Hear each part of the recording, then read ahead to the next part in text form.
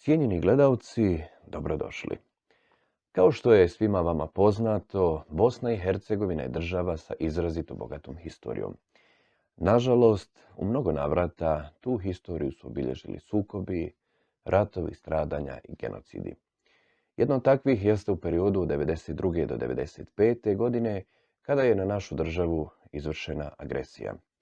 U to vrijeme naši građani, borci, patriote ove države, borili su se hrabro, časno i pošteno protiv daleko nadmoćnijeg agresora kojeg su činile jedinice Jugoslovenske narodne armije, vojske Republike Srpske, MUP-a Republike Srpske te nizom paravojnih formacija.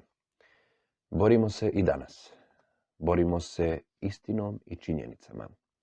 Borimo se da sva ta stradanja sačuvamo od zaborava, te da svakom pojedincu pokažemo i objasnimo šta su sve građani Bosne i Hercegovine preživjeli u tom periodu i koliki je to trag ostavilo na cjelokupno društvo. Jedno od mjesta u glavnom gradu Bosne i Hercegovine koje marljivo radi na očuvanju sjećanja na zločine, genocid i stradanja u Bosni i Hercegovini za vrijeme agresije jeste Muzej zločina protiv čovječnosti i genocida 1992-1995. Na zvaničnom YouTube kanalu muzeja u narednom periodu imat ćete priliku upoznati se sa samim radom muzeja, dosadašnjim ostvarenjima te planovima za dalji rad. Također, gosti će biti ljudi koji su dali nesebičan doprinos razvoju ovog muzeja, donirajući svoje lične stvari, uspomene te priče o mnogim stradanjima širom Bosne i Hercegovine. Za početak, kako bi svima vama približili sam rad muzeja i sve pojedinosti, naši sagovornici će za početak biti uposlenici muzeja Belma Zulić i Nedim Mehić.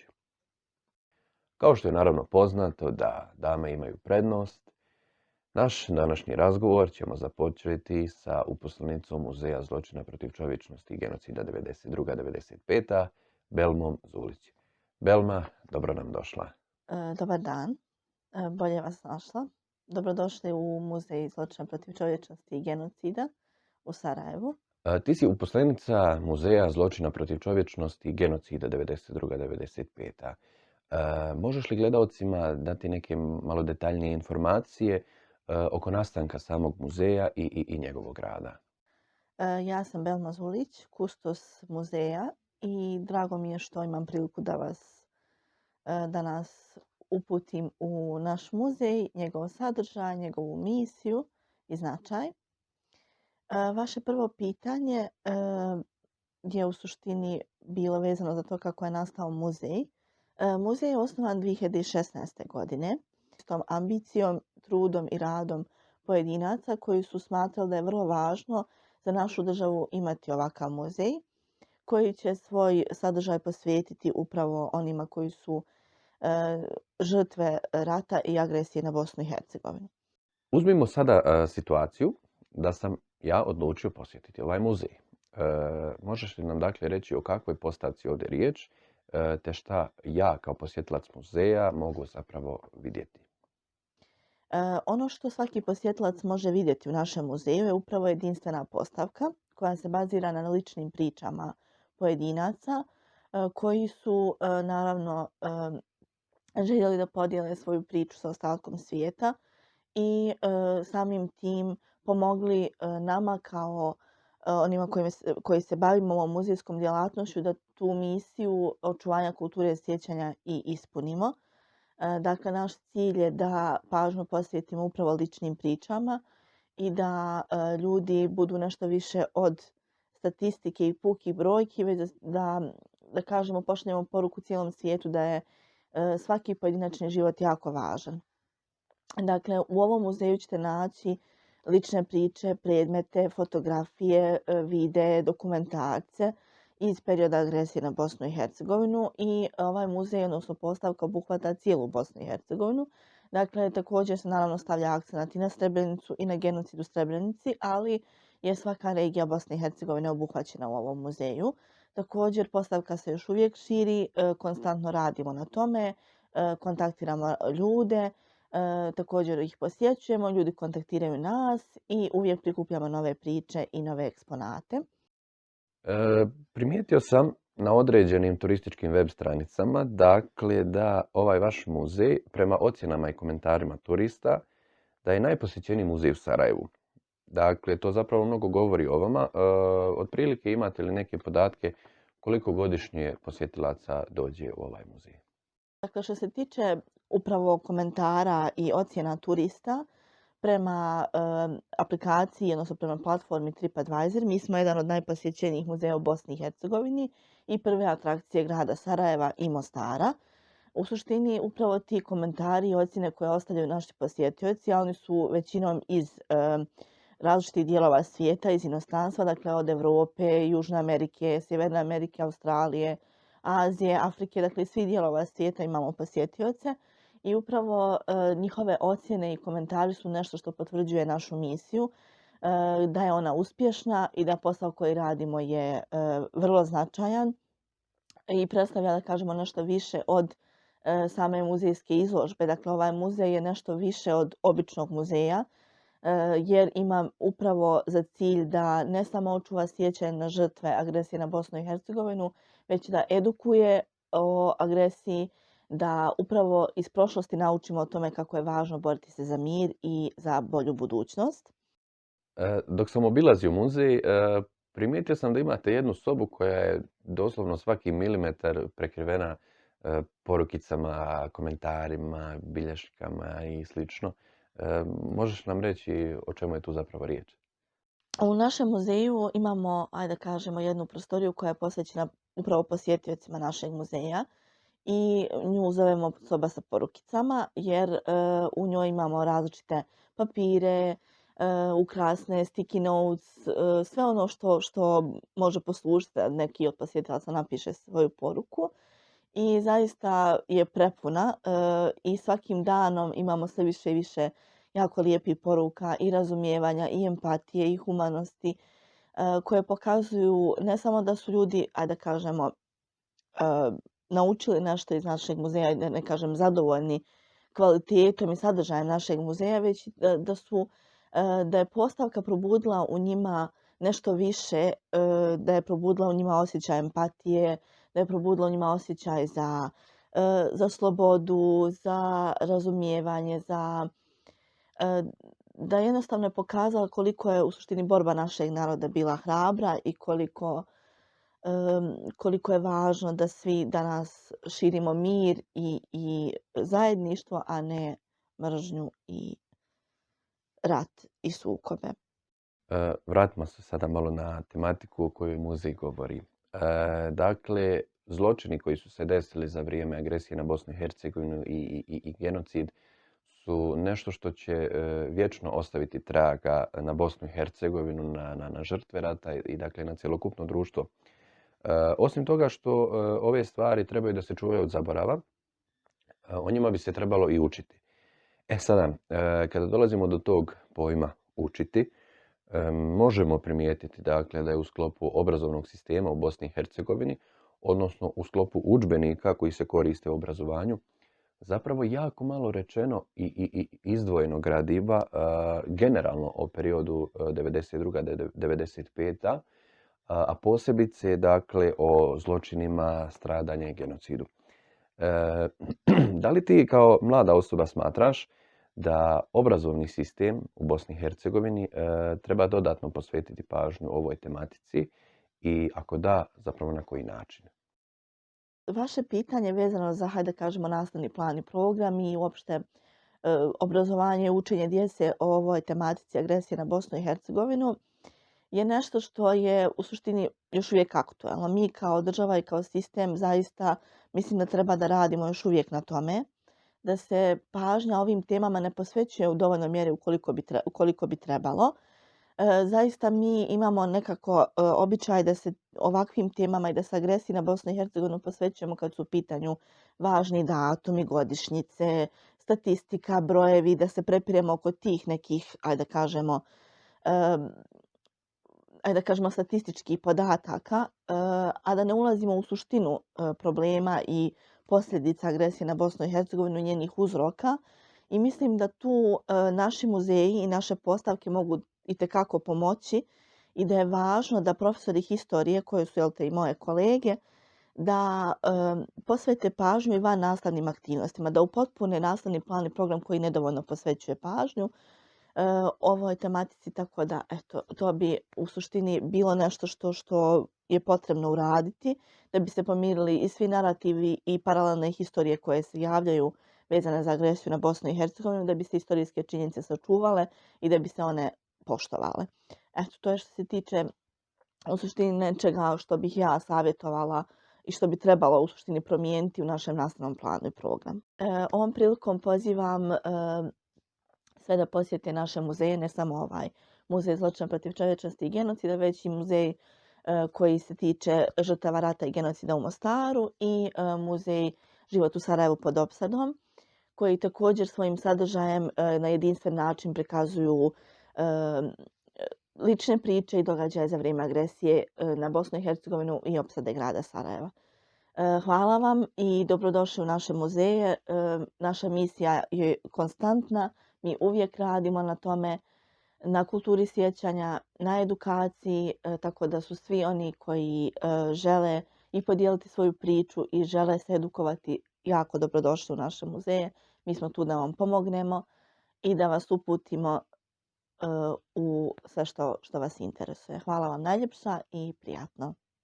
Dakle, kao što je Belma spomenula, u sklopu Muzeja bosanskih sjećanja djeluje i Muzej opsade Sarajeva, koji se nalazi nedaleko od ovoga. Naš naredni sagovornik, Nedim Mehić, reći će nam malo više o opsadi Sarajeva i o radu muzeja. Kao što sam već rekao, ne toliko daleko od Muzeja zločina protiv čovječnosti i genocida 92-95 nalazi se i Muzej opsade Sarajeva. Tačnije, u ulici Jelića broj 3.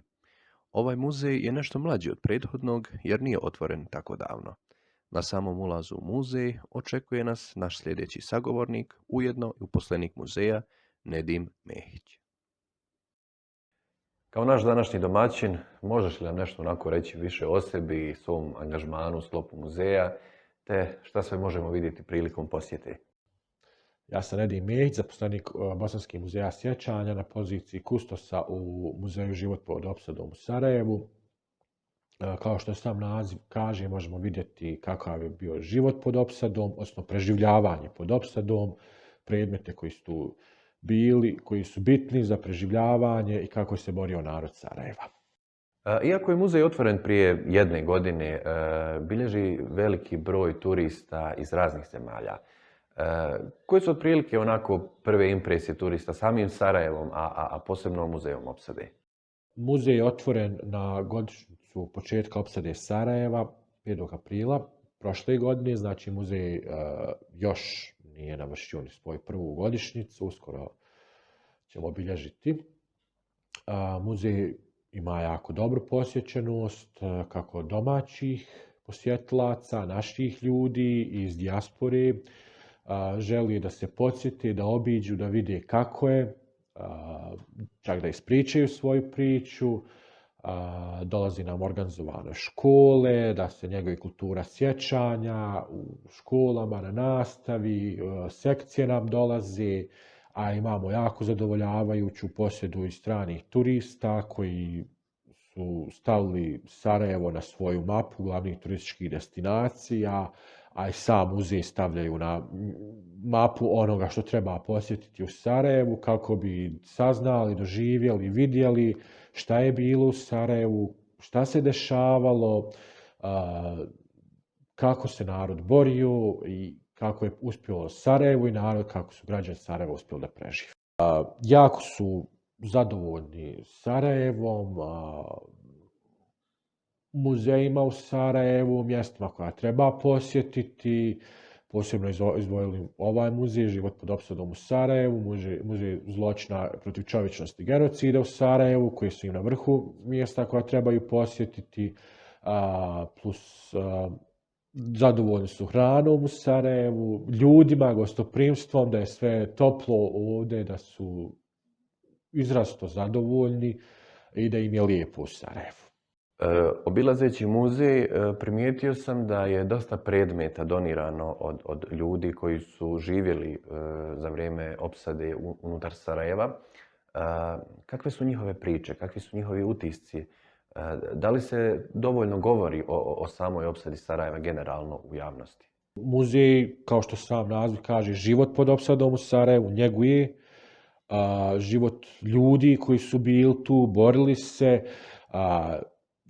daju svoju priču i predmete koji idu uz tu priču, koji su sačuvali od rata, koji su njegovali i dali muzeju, da čisto da i svijet i Bosna i Hercegovina saznaju šta je bilo, šta su oni proživjeli, kako su se borili. Svaka priča je različita na svoj način, svaki predmet ima nešto što ga veže za Sarajevo, nekom je taj predmet spasio život, nekom je pomogao da preživi, neko jednostavno kroz taj predmet održavao ili pisma ili nešto tako, održavao kontakt sa svojim članovima porodici,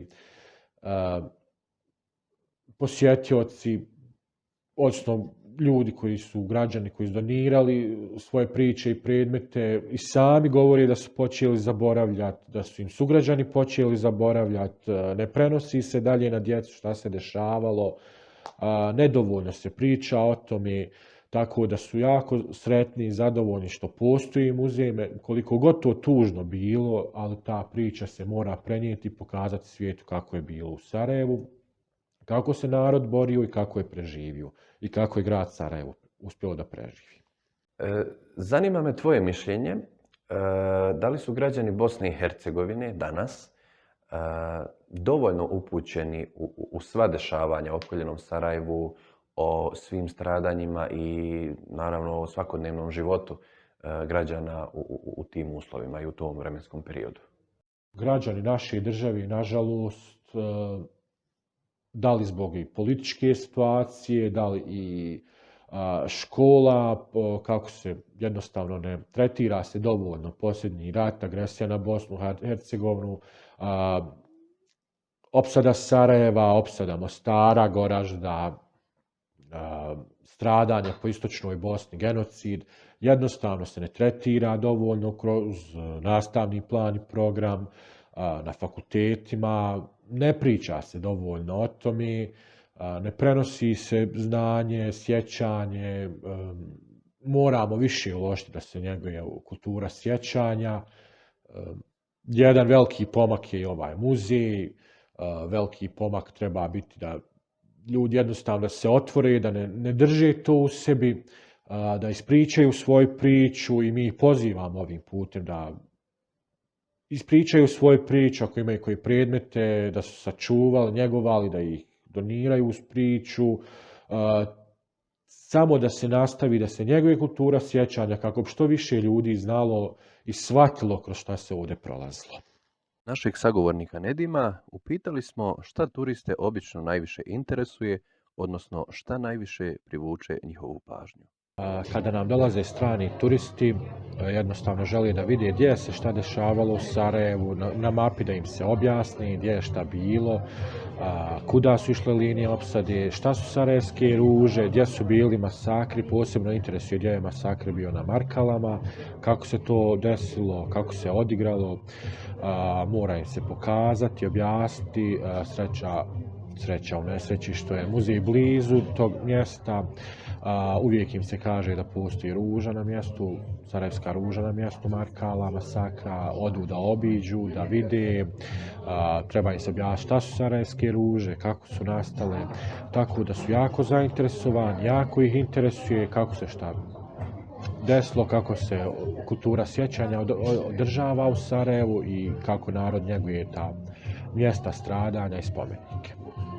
Dakle, Nedime, po tvom mišljenju, koje korake bi bilo potrebno poduzeti da se dodatno osvijeste naši građani kada govorimo o očuvanju sjećanja na opsadu Sarajeva i generalno, dakle, na sve zločine koji su počinjeni na području Bosne i Hercegovine i sam genocid?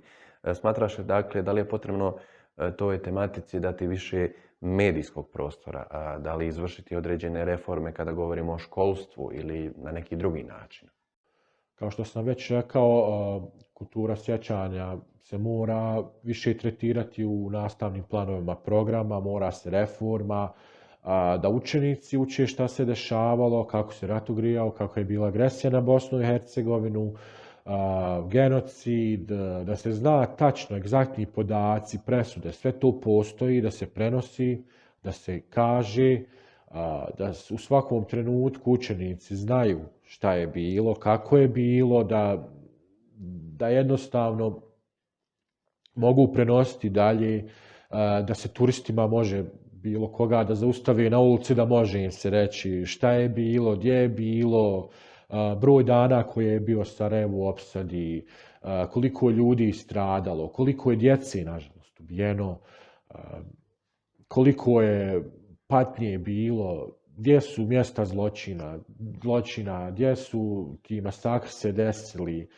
Jednostavno da se to zna, ne da dođe sada školarac i da ne zna šta je bilo na Markalama pijaci, šta je bilo u bivšoj ulici Vasne Miškina, odnosno danas u Ferhadiji, šta je bilo na Dobrinji, šta je bilo na Alpašnom polju, šta je bilo, kako su djeca išla u školi, da nije to lijepo ko što je danas, da je rat zlo, da su to stradanja i ubijanja i nažalost građani Sarajeva su ubijani, građani Bosne i Hercegovine su ubijani konstantno, da je bila glad, da je bila agresija.